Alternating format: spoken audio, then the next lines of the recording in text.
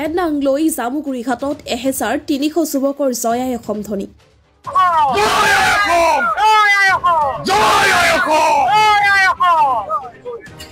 লাচিত দিৱসত 1000 যুৱকে প্ৰতীকী নাও লৈ ৰাজপথত নামিব অসম বুক অফ ৰেকৰ্ডছৰ বাবে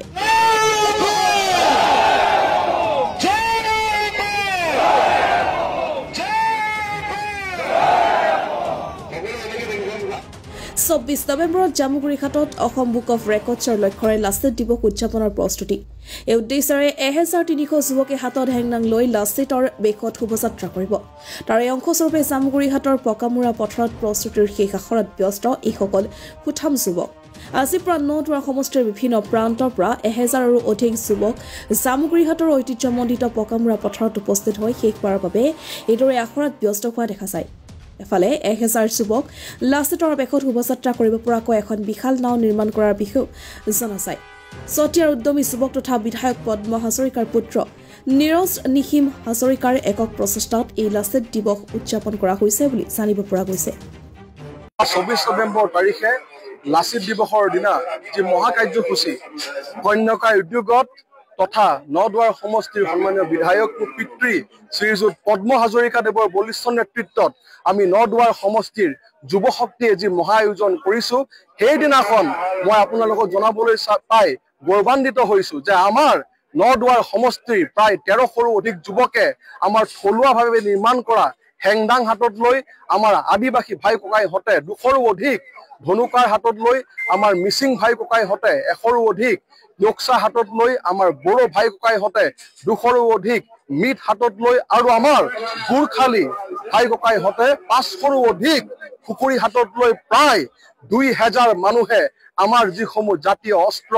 আমাৰ সূৰ্য বীৰ্যৰ প্ৰতীক অস্ত্ৰসমূহ লৈ আমাৰ পৰম্পৰাগত সাজ সজ্জাত সুসজ্জিত হৈ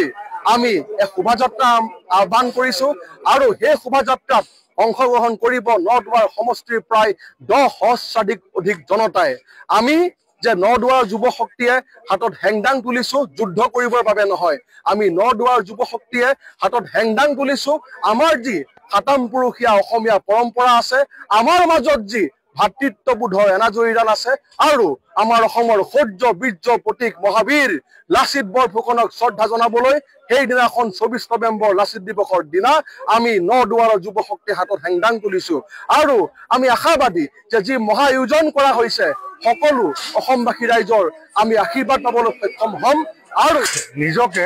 ধন্য মানিছো শৰাইঘাট ৰণৰ এগৰাকী ৰণুৱাৰ চৰিত্ৰ কৰিবলৈ পাই এই লাচিত দিৱস আপোনালোকে সকলোৱে জানে কন্যকাৰ উদ্যোগত এই লাচিত দিৱস এইবাৰ অলপ বেলেগ ধৰণে আয়োজন কৰিছে অকমান অনাড়ম্বৰভাৱে আৰু এটা কথা যে এই হেংদাং 1000 হেংদাং 1000জন অসমীয়া সৈনিকক প্ৰদান কৰিছে এইটো এটা আটাইতকৈ ডাঙৰ কথা আমি বৃহত্তৰ অসমীয়া জাতি সদায় একত্ৰ হৈ থাকিব লাগিব এই হেংদাংখন আচলতে অসমীয়াৰ স্বাভিমান ইয়াত লাচিত দিৱস যোৱাবাৰো তাৰ আগৰবাৰো উদযাপন হৈছে আপোনালোকে দেখিছে যে অসমৰ সূৰ্য বীৰ্য মহাবীৰ লাচিত বৰফুকন গতিকে মহাবীৰ লাচিত বৰফুকনৰ প্ৰাসংগিকতা মানুহে বৰকৈ অনুভৱ কৰিছে কাৰণ অসমীয়া জাতিৰ সংকট দূৰ হোৱা নাই গতিকে লাচিত বৰফুকনে যেনেকৈ অসমীয়া জাতিক সুৰক্ষিত কৰি থৈ গৈছে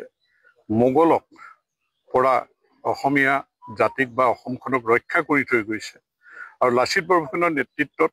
সকলো জাতি জনগোষ্ঠীৰ মানুহে এই যুঁজত তেওঁৰ নেতৃত্বত নামি পৰিছিল গতিকে আজিও মানুহে শংকা মাজে মাজে আহে কাৰণ এইখন অসমৰ মানচিত্ৰ কোনোবা দেশে সোমোৱাই ল'বলৈ বিচাৰে এইখন অসম যেন আকৌ আক্ৰমণ কৰিব তেনেধৰণৰ এক মাজে মাজে কিছু ভাবুকি আহি থাকে গতিকে যিহেতু আমি ভবা নাই যে আমি সুৰক্ষিত বুলি যে লাচিত বৰফুকনে যেনেকৈ সুৰক্ষিত কৰি থৈ গ'ল